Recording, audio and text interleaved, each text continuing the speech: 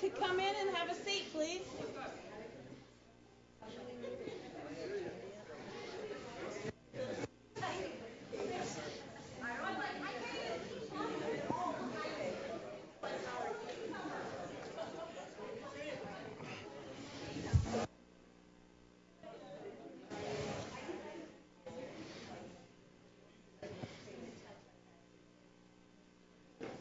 Good evening, everyone.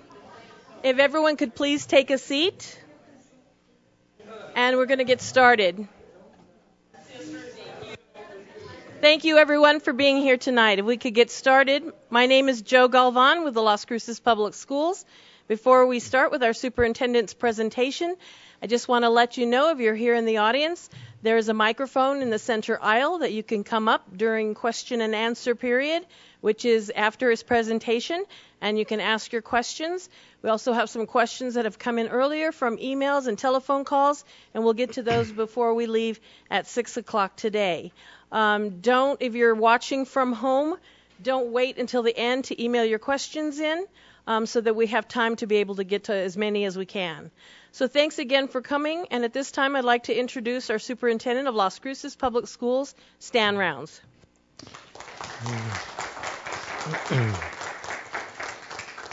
And good evening. This evening, for the next hour or so, we want to spend some time walking through the rudiments of the budget for next year. Then we'd like to have maybe 15 or 20 minutes at the end that'll give you an opportunity to ask questions, or those that are looking in from home can also email those in to us. This budget is one that has a lot of challenge to it. This Board of Education that we have here, and I see Ms. Barbara Hall at the back, I believe is the only board member I see in the audience at this point. Barbara, thank you for being here, and I wouldn't be surprised to see other board members. We've spent a fair amount of time with them on big bites, if I will, the large policy questions that we want to be sure to answer in this budget.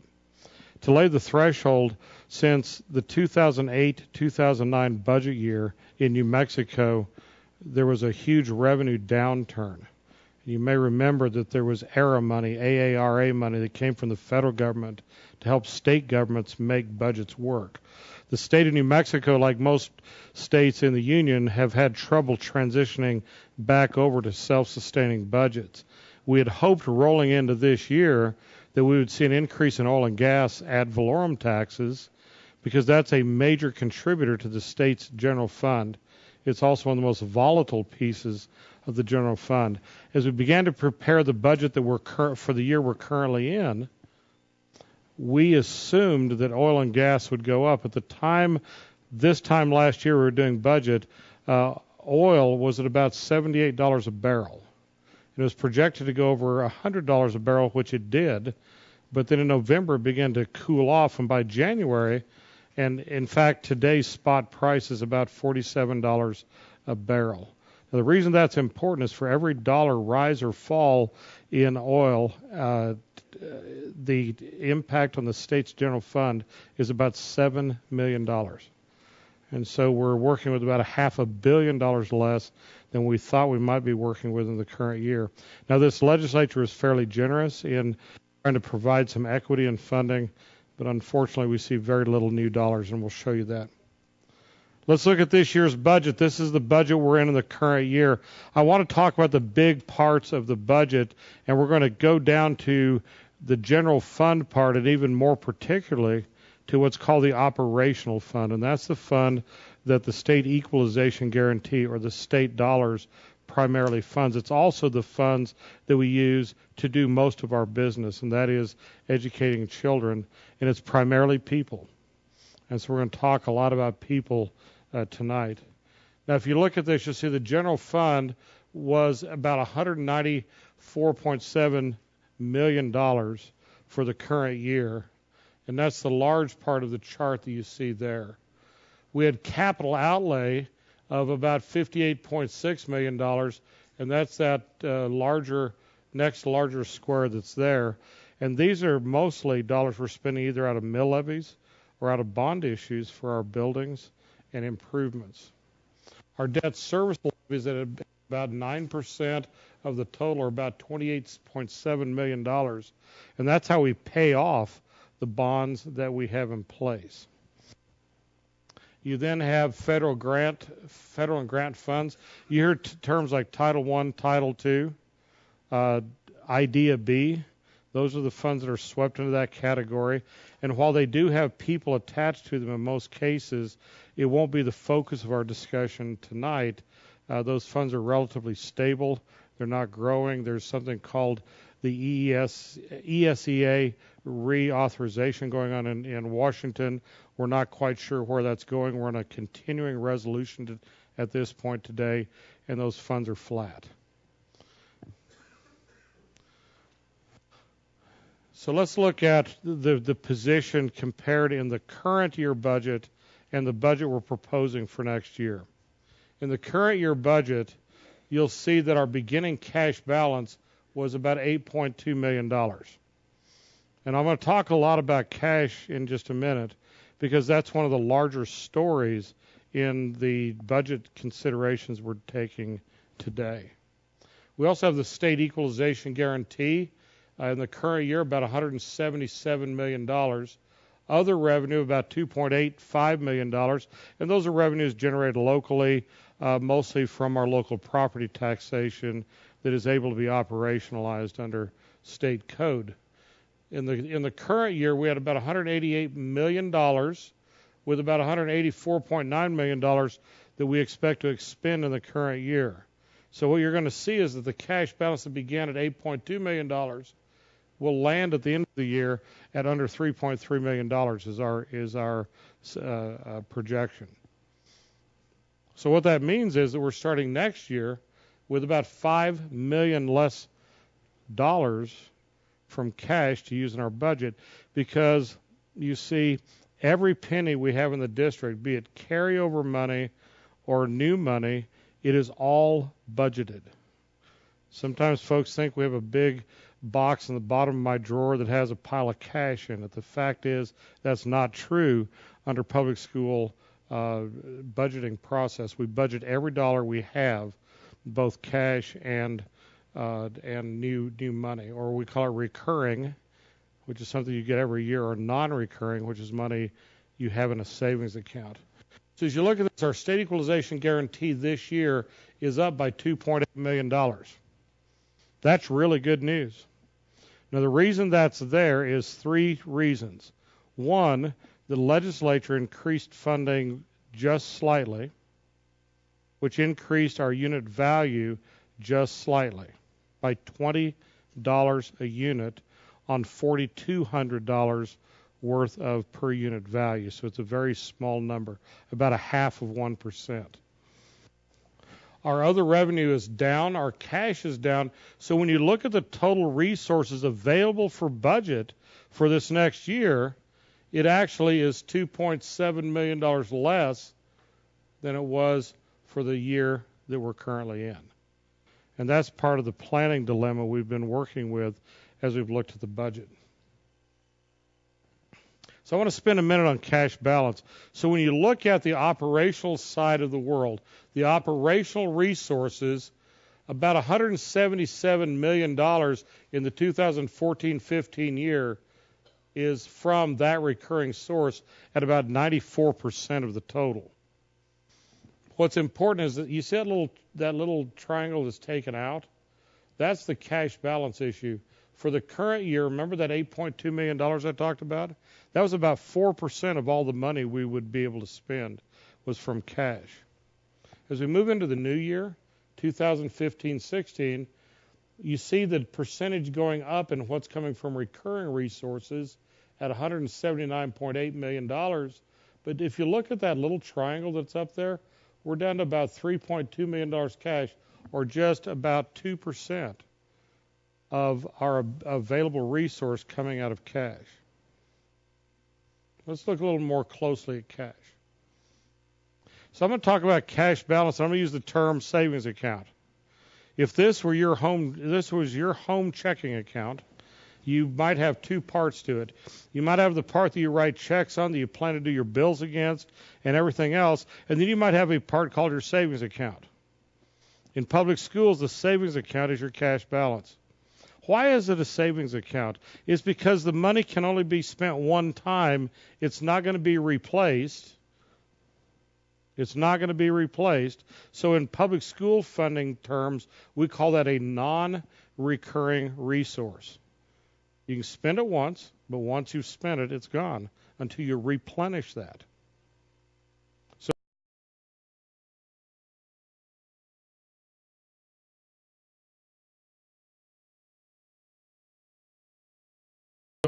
that's exactly what we're beginning to look at. I call that leveling it out and then starting to retrench or to regain the altitude of cash balance in the district. You see, it's not dissimilar with how we do our own personal business. Now, what we've plotted for you here is our two lines. The blue line is the cash since the 2003-2004 school year. Now, I got here right there, what's called fiscal year 2007. Now, do you notice something about the slope of that expenditure of cash? Do you see how it was dropping? And then after I got here, we began to work on getting in between these two boundaries.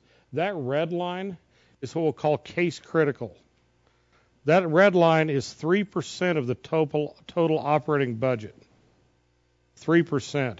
The state of New Mexico recommends that you hold 5% in cash as a standard practice in public schools.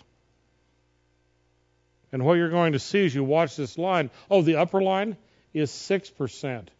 So if you were to look at the state's recommended level at 5% and go down just 1%, which is about there on the azimuth, and go across, that's where that 5% line is. Now, why is the 6% line there? Because as we look at a district of this size with the amount of variability happening, it's my opinion that 6% is a better number for long-term planning than 5%. And so we use that as our extremes. The top line is our desired line. The bottom line is our danger line. Now let's look at what cash has done over the years. You see that it fell down, and then we began to work a strategy to bring this back up to that green line. And in fiscal year 10, which is the 09-10 school year, we got very close to hitting that line exactly. And that was a good year. And that we had ourselves in a right place. Then, because of the bottoming out of AAR, we had to dip into our savings account and dip into it some more. And then we regained and went well above the line right here. The reason we did that was because we actually moved a very important payment from one year to another year, and that's our insurance payment. You see, on July the 1st, this district writes a check for about $5 million to the New Mexico Public School Insurance Authority. And in the past practice, before that happened right there, we made that payment on June the 30th. We cleared it off of the current fiscal year so we'd help bolster our savings account going forward. Or you've heard paying it forward? By just a day.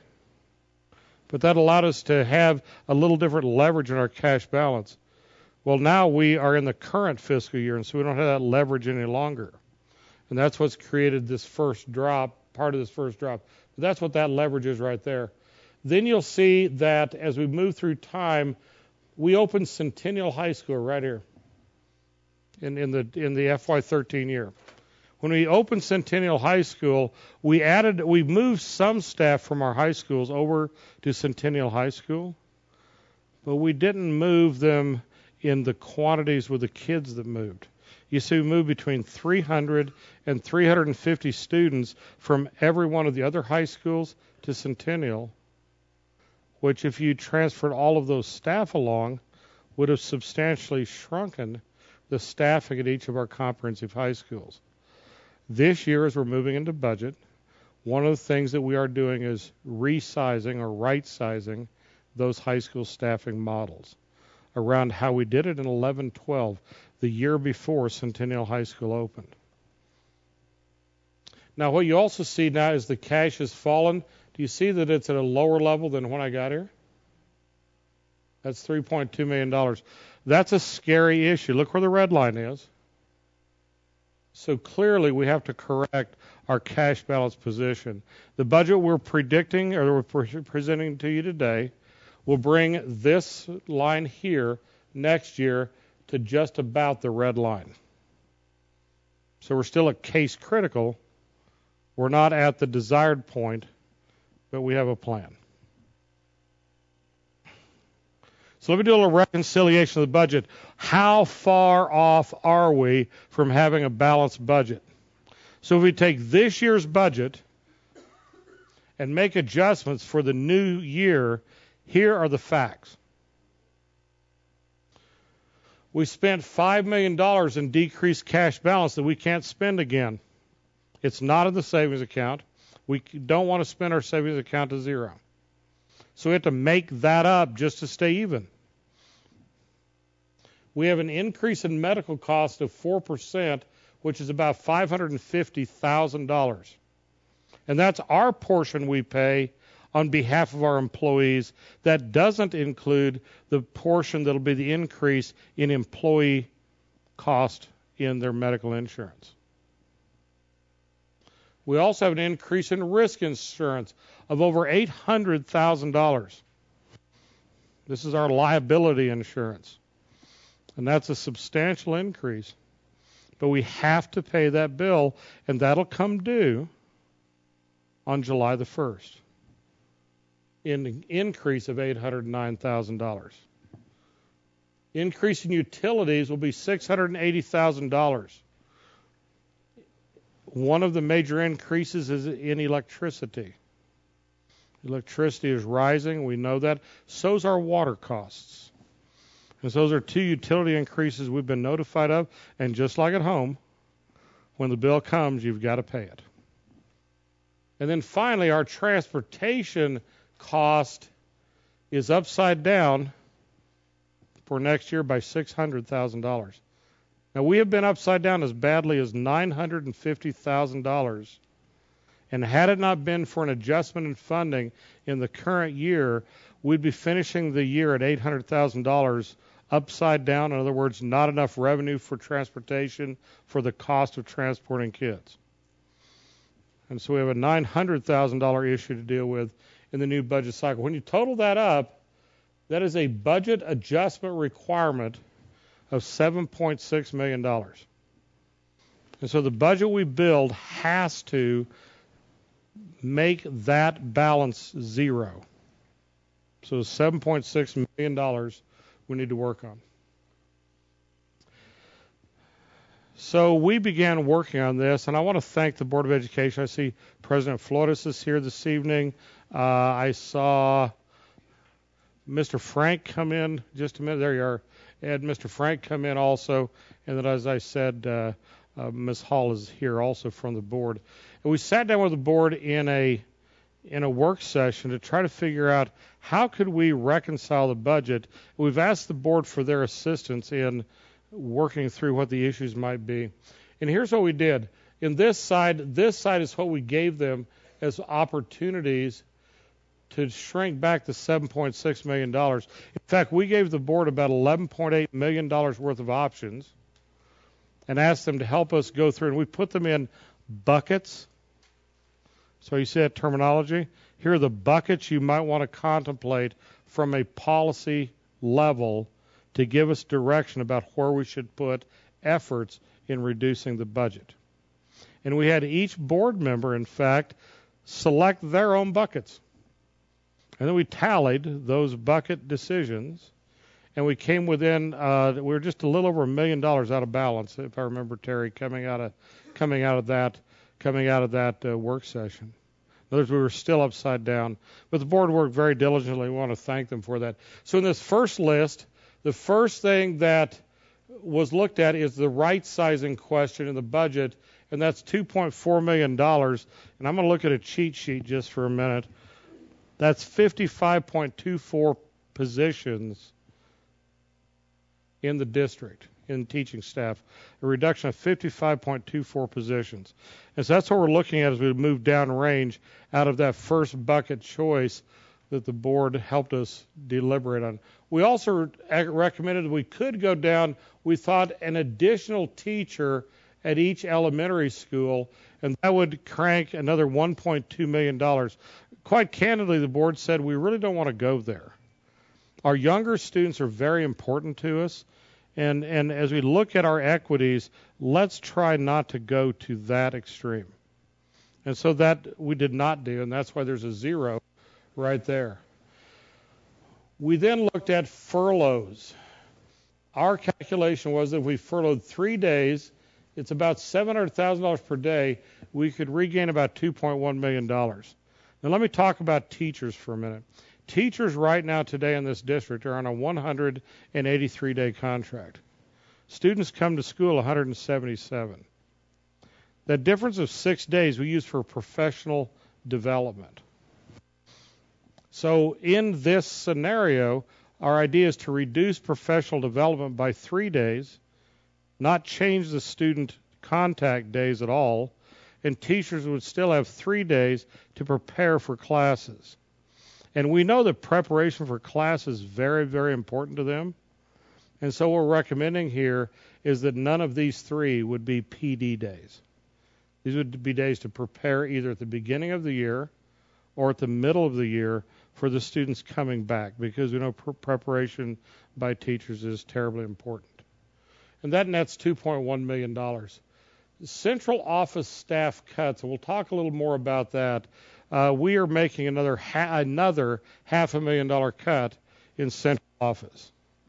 In central office, this is only in the operational side. This is not the federal program side, which is seeing an equivalent reduction also as we're working on that budget, just so folks know.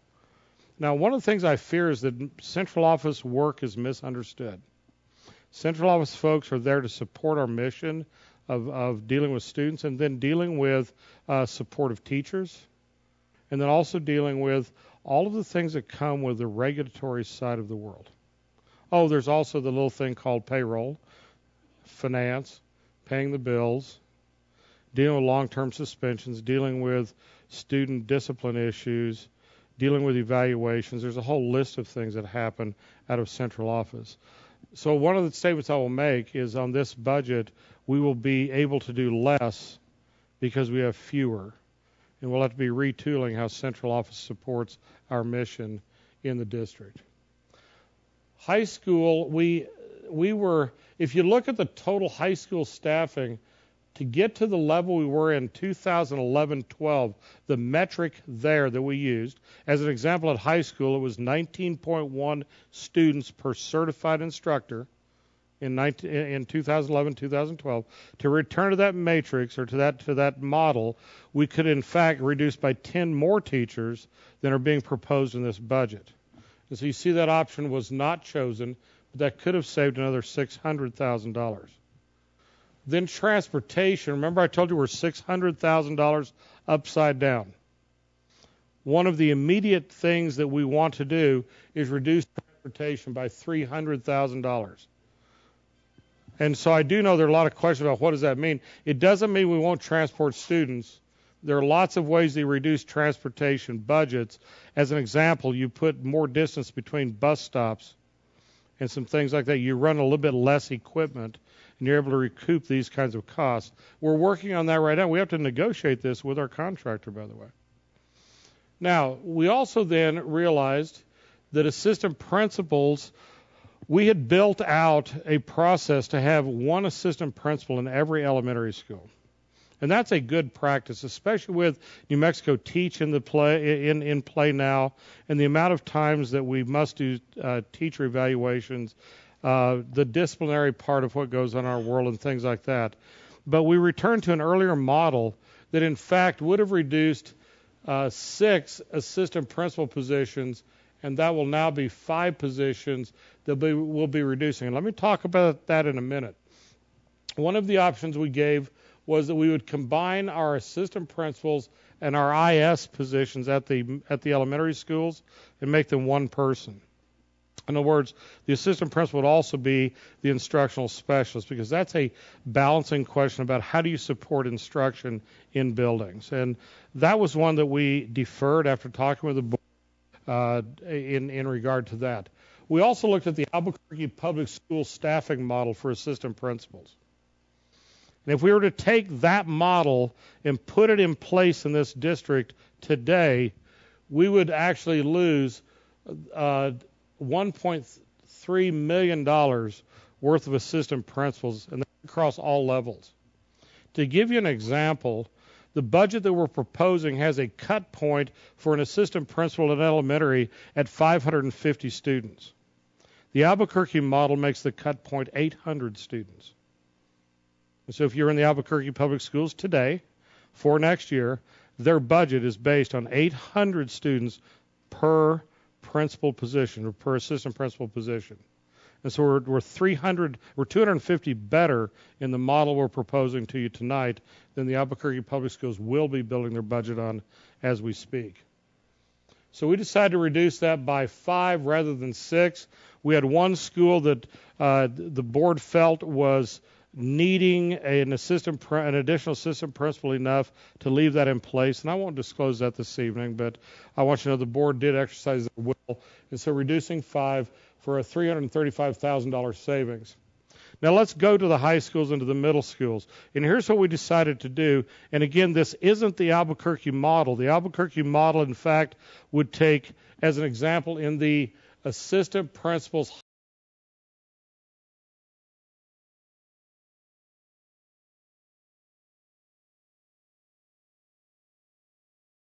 we are reducing 2 high school assistant principals on let me look. Oñate High School and Mayfield High School are the 2 high schools that will lose an assistant principal under this budget. Now, Oñate's already fixed itself, if you want to use that term, because I appointed Jim Shepacom after he went through interviews as the incoming principal, and he's currently an assistant principal. So for that school, we simply would not replace Jim. And we're done. So that team stays together. The Mayfield question is yet to be determined, and we will continue to share that with you as it goes through time. The middle schools, we decided that a school under 750 would lose 1 assistant principal each, and those 2 schools are Vista and Mesa Middle. Okay, Vista and Mesa. And I've met with those principals. We're in the process of that planning, and that has another $200,000 savings. So in total, that's another $400,000 in reducing our field administration, if you will. And then we went down and looked at the educational assistants, and we looked at what if you could reduce one EA, one educational assistant per building. Sounded like a great idea. Sounded like it would have parity. It's only 1 out of each building. When we went back and ran the numbers, we couldn't do that. And so the savings the board assumed when they left, we couldn't do. We could, in fact, only be able to net out 10 out of the 40, because we have 40 buildings. Well, that has a savings of $350,000, and so that's in place. We also looked at what if we were to go and reduce 1 custodian for every 2 buildings. Just 1 for every 2 buildings. That would have had a savings of $500,000, but as we looked at our work models and some things like that, we didn't feel like that was a prudent move. The board did not have an interest in that, and so that was also removed from consideration. But we were still out of balance, especially since we couldn't reduce the EA population by 40, only by 10. And so we went back and brought some other items to the table. We met with the board in their work session last week, and between board input and other work we've done, we have a budget that will work. Let me talk a little bit about that. I'm a little long? Okay, so one of the things we could do is we could round down by 7 more teacher positions. At elementary school, if we had a staff need that had like a 0.28, we gave a whole nother teacher. So if you went down instead of up in our rounding, we could have saved 7 more positions, but that was deferred. The board did not have an interest in reducing teaching positions. Fleet replacement fund. This is a fund we use to help build the fleet out so that the cars that people drive to meetings and whatnot can be rebought. Well, we simply set that aside, push that out an additional year, and we save $141,000. At the dais, the president of the board and the board indicated to us at our work session that we were to terminate the LEAP program in the district. And to do that, that will close the program at Mesilla Valley Alternative Middle School, saving the district $350,000 in personnel costs. We looked at our lunch monitors, and we have a scheme, a process for lunch monitors that we believe will be able to reduce the cost by about one-half to $250,000, and that's both in adjustment of hours and adjustment of a few of those positions. So we think we can net about $250,000 from that. School resource officers, we looked at what would happen if we did not have them at the middle schools. We have them at all middles and all high schools, and these are our LCPD or Mesilla Marshal officers who reside in our buildings as our school resource officers. In talking with the board, we decided that was not an option because we were concerned about safety, and so we did not take anything out of that. We have return to work. Now, we have 77 employees who retired and came back to work. Under New Mexico law, they can do that and draw full compensation, but not contribute into the retirement. They can pull the retirement and a salary.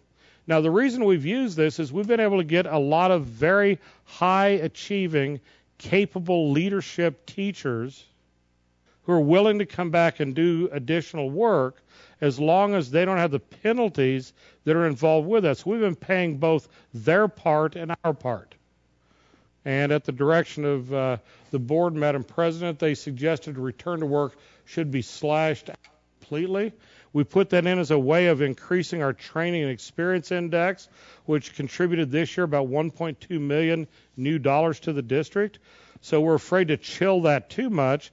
So we're trying to reach a compromise point where we would make a one-half reduction in that support from the district this year at $200,000, and then over a 3-year period phase that out to allow people we made the deal with to stay reasonably close to where that was and perhaps not chill that. We want to study that this year. The operational ISs, we have 2 instructional specialists at the PDC being paid from operational dollars. We're going to take that to zero on the operational side, but instead fund them on the federal side. So we're not cutting positions, but we're cost shifting that cost over to federal. And finally, in transportation, you saw the $300,000 savings here. We now have come up with a method to recapture another $200,000 in transportation costs. So that $600,000 problem is now a $100,000 problem. Do you see what's happening? And we've reduced that. So we now have, in fact, come within $1,900 to the black of having this budget balanced and meeting the costs. Let's look at a few reductions. The biggest question that always comes to me is, what are you doing at central office? Well, here's what we're doing at central office. You can see in the current year, all of these positions to there are positions that this year I did not fill, even though they were authorized for us to do. Now, in this new budget, we're turning that off completely, and we're another $412,000 worth of reductions at central office and operational personnel. And that will net $1.190 million from central office. So we are making significant cuts here. We will be making another roughly $500,000 reduction on the federal employee side at central office. As I said earlier, we will be able to do less than we're doing now as we operate at central office. Let's look at the budget comparison just for a minute. So this chart here is what the operational budget looks like, and these are in dollars. And so you see the largest part of the dollars are in instruction at 63%. Please note with me that the administrative superintendent is less than 1%. It's 0.91%. And you can see the rest of the categories here.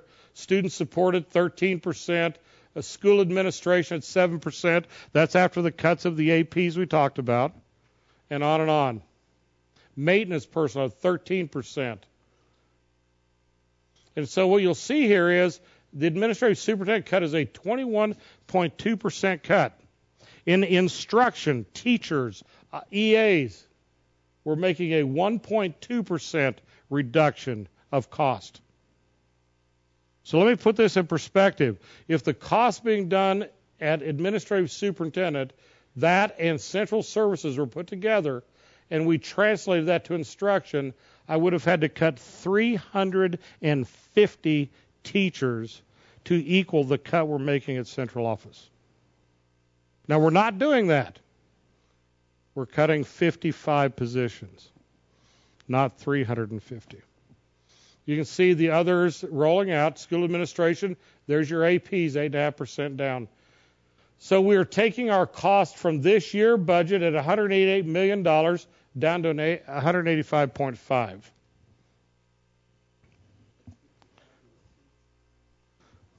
Okay.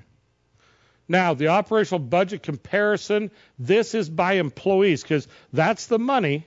Now let's talk about the actual bodies, the employees. Please note again, administrative superintendent, we're cutting an additional 4.25 positions. Central, we're cutting another 3. That's 7.25 positions, or a reduction of 38% of our staff at central office. And you'll see again in instruction, actually at 2.9%, there's that 55.24 positions in instruction that are being proposed as a cut in this budget. So finally, when you get to the bottom line, we have 2,856.49 people being reduced to 2,780, or a reduction of a little over 76 persons. Here's the good news. We've spent all week, last week and this week, looking at how we can manage this. And today, I'm convinced that not one person will be laid off. That's good news. So we'll be doing it through attrition. Now, some people may have to move from one job to another, but they all will still have jobs. I think that's really good news. This has been a real concern of mine in this budget cycle. So let's take a final look at the operational budget. So 87% of this operational budget will be spent on salaries and benefits. And I want to look at this chart right here for a minute. In the current year, this number is equivalent to that number. The 87% is actually that rounded up. So we're going to spend 86.6% against 87.7%, a reduction of 1.1% for salaries and benefits. Here's what I want you to know. You see that number right there? The 86.6%? To have the budget in the right spot, to be right-sized, that number needs to be no greater than 85% and needs to get closer to 84.5%. That's the number we all need to strive for as we move through time. So as we go into future budget years, I think we might have some work to do. That number at 89.3%, which is the percent of state equalization guarantee, that's just the revenue from the state that keeps coming in. That number is at 89.3. That needs to be about 87% to be in the right spot. So either metric you want to use, and sometimes those are confused, those are the target numbers we really need to work toward.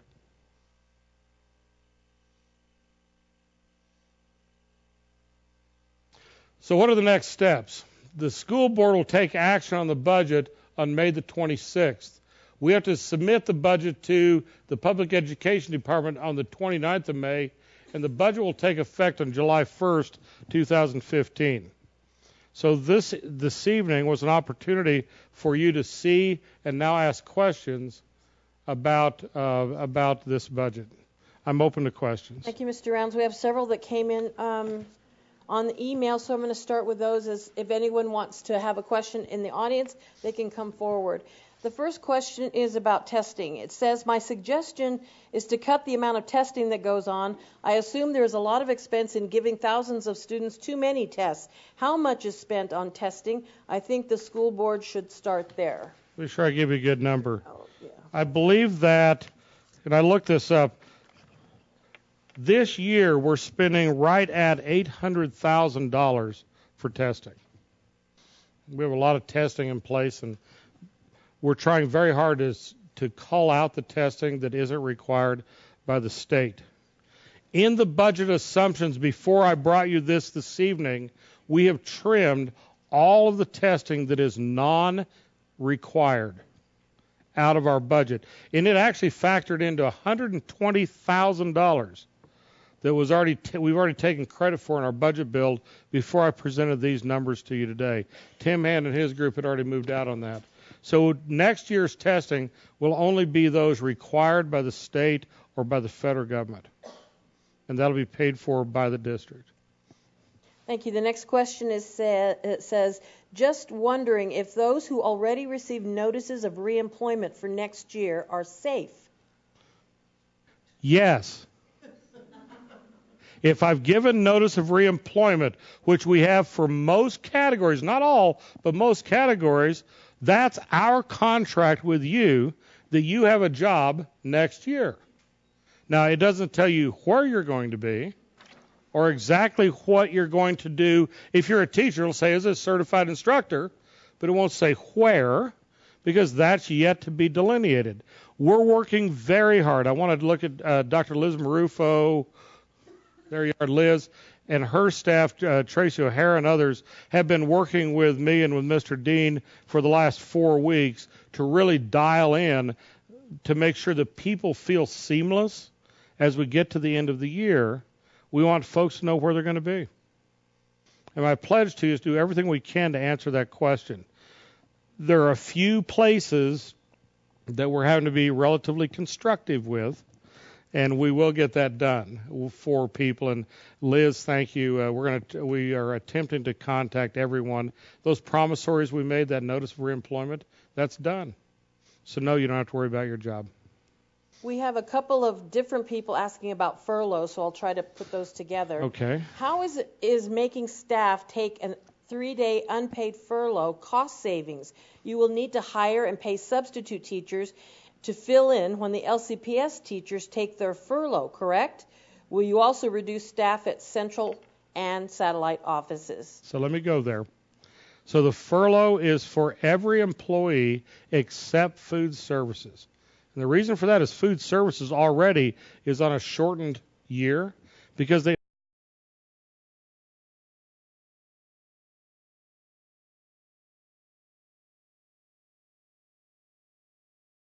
student attendance days.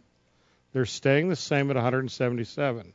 The difference is, as I explained earlier, all of us are going to work 3 less days and not be paid for them. Myself included on paper. However, I work mostly every day anyway, but that will be true for everyone. And so we believe that was fair, that was equitable as a way of getting through it. The board endorsed that. We thought that was a good idea. And so we won't be hiring subs because we're not interrupting instruction.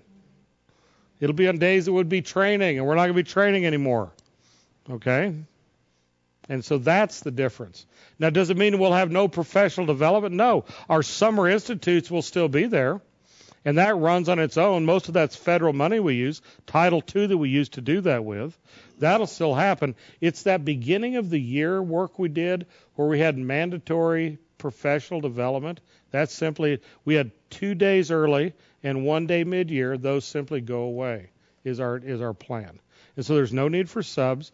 There's no more cost. And yes, it'll affect everybody except student nutrition service employees. Also regarding furloughs, which paycheck will it affect? Will we have to be furloughed the following year too? So here's the good news, or bad news. I think it's good news. So our plan, because we know the furlough going on the front end, rather than choose a pay period, it'll be normalized across the entire pay spectrum. So when you get paid in your 24 installments, it'll be divided throughout equally all 24 installments. So it has less effect than choosing your last pay period when you'll take 3 days less pay. Okay? So it'll be just normalized for everybody. All right? And the furlough for the following year? Oh, the furlough is unknown. Here's my hope. I pray fervently that oil and gas goes up, not because I want to pay more at the pump, but because if the state treasury can have, let's suppose that oil and gas just gets to $70. That's $30 more, $25 more than it is today, which at $7 million per one is about $190 million more dollars. That's good. That we would get half of that in the public schools roughly. So let's say $85 million just for round numbers. $85 million into state equalization guarantee might, as long as the legislature doesn't tell us to do what they want with it and allow us to make the decisions, could easily remove the furlough issue on our behalf in the following year. That would be my hope. But I cannot give you and will not give you a guarantee. We're working a year at a time. This email's from a parent. He or she says, I understand the budget crisis. What about the numerous AES teachers, which is Advanced Educational Services? What about the numerous AES teachers who only teach half a day? Surely they can teach an entire day like the rest of the staff, such as special ed teachers. What about saving money in that capacity? Thank you. So 2 things with that. The AES model is one that we will be reviewing to look at in each building probably as we look at right staffing. We've asked our principals to do the work in that regard. And we're going to be talking with them and with our friends in our union about how we might balance some instructional issues that are there. I don't want to misunderstood. AES facilitators do more than just teach. So when they teach a half a day, they also take care of student needs, records, and articulation with other teachers during that other half a day of service. They serve all day. And so the question is, how do we balance the workload so that we can most appropriately do the teaching we need to do and the support we need to do? A question from here in the audience regarding assistant principals. What will happen to them if they are reabsorbed into other positions? Are their salaries being reduced or remaining the same? So assistant principals who move out of the AP slot will be paid their salary commensurate with the position they fill. So to put that in English, that means that if they leave an assistant principalship, and let's suppose they go to an instructional specialist position, which many of them in elementary came from, their pay slightly reduces. It's not tremendous. It's about a $2,000 difference, if I remember properly, for most of those. But it will be, in fact, reduced to that number. If they go back to the classroom, it would be at the appropriate classroom contract rate that they would receive there.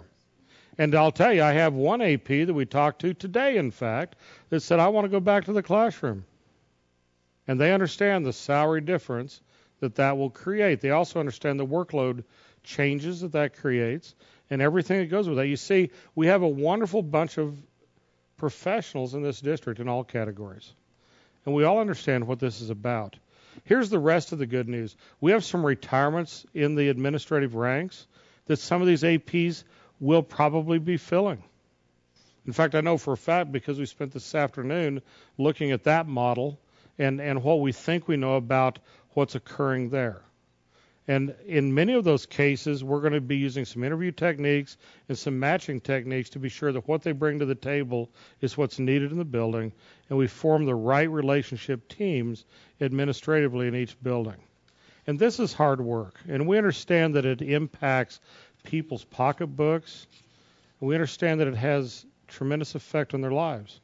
And we don't take any of that lightly. But neither do they. And the wonderful thing is I've had so many come to me and say, if you need me to do something else, boss, I'll do it. Isn't that marvelous? I see that with our ISs and others too. And so we're going to work through this. We're very close to solution, I believe, in the model we looked at today. I think we're very close to having all of the displacements realized into new assignments. And I feel very, very good about that this early on. We have 10 minutes left, so I'm going to ask that you be succinct. Not that you haven't been, but just to make sure you know. Keep it short, stupid. Okay. This one is it says, Mr. Rounds, if the district is under budget cuts, why are teachers being cut and then having their positions filled by other teachers? I am one of those teachers who got cut, but my position is open to be filled. The district spends a large amount in new teachers, and they are getting cut just to have their position filled by potential new hires. Where is the sense in that? I know the reason I was cut was a personal grudge issue with the administration. The first week of school, I went to them asking for a transfer due to a position they put me in that, and that made me uncomfortable. So what I'm going to ask, because I don't believe that's a fact. There may be more to this story in this particular instance than is iterated in that, because we're not going through replacing senior teachers with junior teachers. That's not happening. And everything I've looked at, I don't see one instance, not one, that that's the case. So I'm going to ask this individual to contact either Ms. Galvan or Dr. Marufo, and we'll be happy to dig into this specific instance, because that's a surprise to me. That doesn't sound like anything I know at this point. This next email is from a teacher. You may have already answered a little bit of it, but let me read it. I would like to know how many central office administrators you are cutting, not the ones that were not filled this year. How many are you cutting for next year? If you're taking away the very much needed assistant principals from the school, what are you doing at central office with all the principals on special assignments and other administrators? I'm very concerned because the school my son is at will be losing an assistant principal, and the administrative team will not have an instructional specialist. How are the remaining two going to handle professional development, discipline, and evaluation of teachers? Are you prepared for the lawsuits when our students are harmed because there are not enough administrators? Stand firm. Thank you for that. And here's what I'll say. Those positions right there are the positions I didn't fill this year, to that point right there. Okay? And they're going away completely out of our view. And then if you look at this slide, you'll see that there are 4.25 and 3, that's 7.25 positions additionally that are being reduced at central office out of the operational revenue. So I believe that's the answer to that question. There's a couple from that also are regarding transportation, so I'll just put them together. Do the proposed cuts to transportation services include a possible discontinuation of magnet school busing? And how are you going to cut transportation? Isn't the district legally required to give kids a bus ride to school? Okay, that's a lot of questions. Let me try to get there. This district will be transporting students next year. We will be reducing our transportation costs by $500,000. I'm not sure about magnets yet. We're in the process of analyzing that and discussing it with our bus contractor, and we have to negotiate what the routes are going to look like. Here's what I suspect is going to happen. I suspect there'll be a few fewer buses. Does that make sense? A couple of fewer buses.